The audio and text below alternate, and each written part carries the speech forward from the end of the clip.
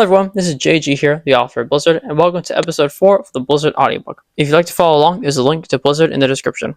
All that being said, let's get started. Act 3, The Mistress of the Wind. Karol cried as he was shoved brutally to the ground. Shadow immediately looked around to see if he could identify what had hit Karol.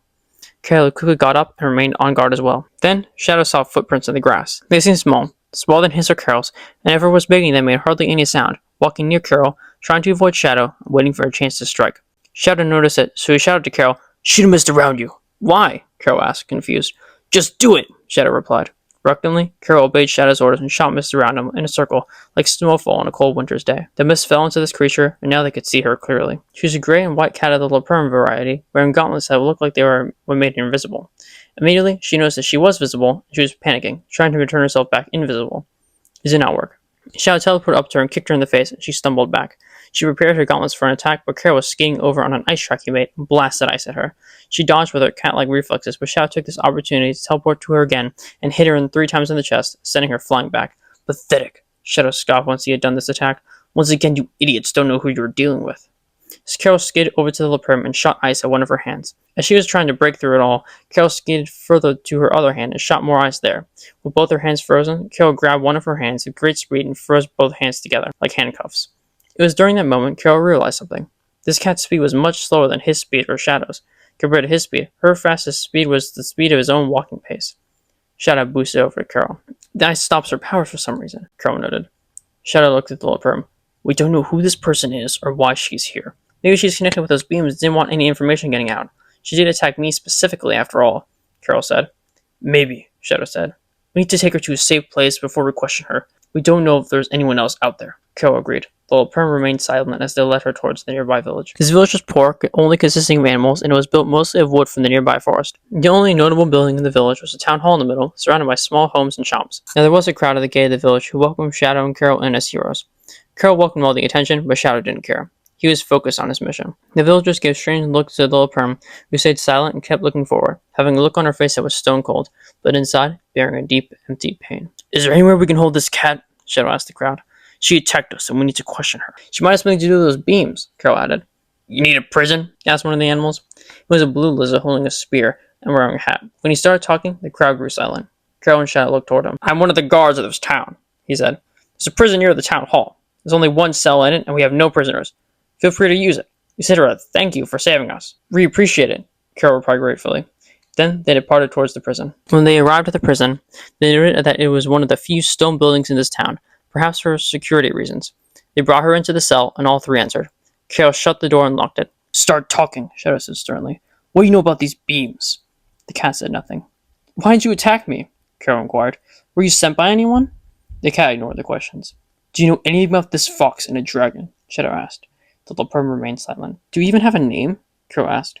The cat responded in a voice that was calm and cool. "You can call me the Mistress of the Winds." Karol sighed and turned to leave. Shadow blocked him. "If we leave her now, she could break that ice she put on, and we'd lose one possible piece of information," Shadow stated. "Then what do we do?" Karol asked. "Being affected by the ice somehow negates her powers, remember?" Shadow said. "Make an ice ceiling, allowing the particles to fall into her, preventing her from turning invisible." Karol did as Shadow instructed, and the 2 left the cell, locked the door, and went outside to discuss what to do with their prisoner. Meanwhile, the cat was still inside the cell. In her ear was an earpiece that could call with the help of the gauntlet, but receive calls without help. Someone called her and spoke to her in a deep, rough, male voice. "Esther, have you killed that fox yet?" "Not yet," Esther replied. "I'm working on it." "What?" the voice shouted. "What happened?" "There was this very powerful black hedgehog with him. I did not anticipate his strength or his intelligence. You know how my power-aroused molecules change into gas, right? Well, I can only change the temperature of the air around me, so when the black hedgehog told the fox to blast mist around him, it made my powers worthless. And they saw me, beat me, and brought me to a one-celled prison.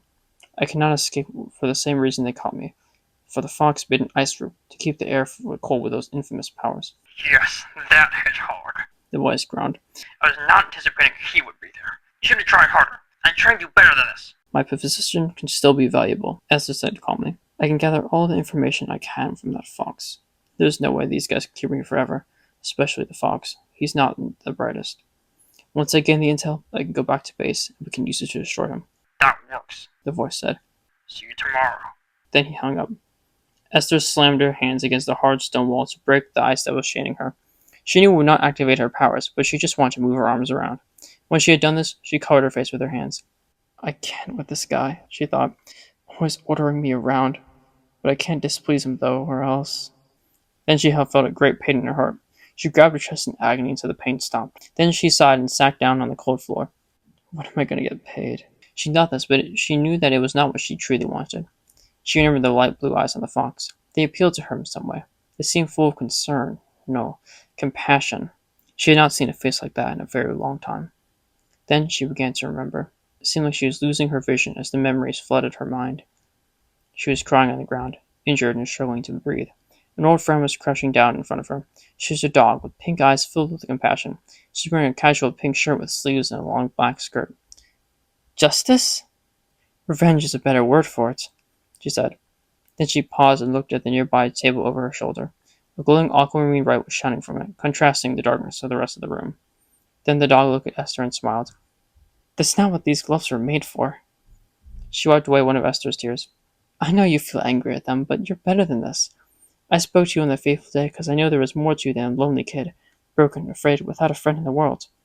That's why I promised you that every day we are together on this earth, I will always remain by your side. Then she hugged her. Like a scene change in a movie, Esther's daydream changed in a snap. She saw the same lovely person lying face down in the middle of a forest, dead, blood all over. Her thoughts focused on this for about 5 seconds until she woke up from this day nightmare with a gasp. Then she curled up into a ball and cried. Meanwhile, Shadow and Karol were outside, discussing what to do with the Mistress of the Wind. Mistress of the Wind, Shadow said, thinking. I don't know why, but that term sounds familiar. I know I don't recognize it, Karol said, but her powers are pretty cool. Knock it off, Shadow said. We need to figure out a plan. Suddenly, a jet flew overhead. It looked like one of the engines had smoke shooting out of it, like all the smoke from a raging forest fire put in one place. It did not sound normal either. Yikes, Karol said, concerned. It looks like that jet is going to crash. Then Shadow looked back at the jet. He saw the strange nine-tailed fox in a beautiful red dress floating next to the jet, staring at him. The look she had in her face told Shadow all he needed to know. We have to stop that plane! Then he boosted away, with Karol hurrying after him.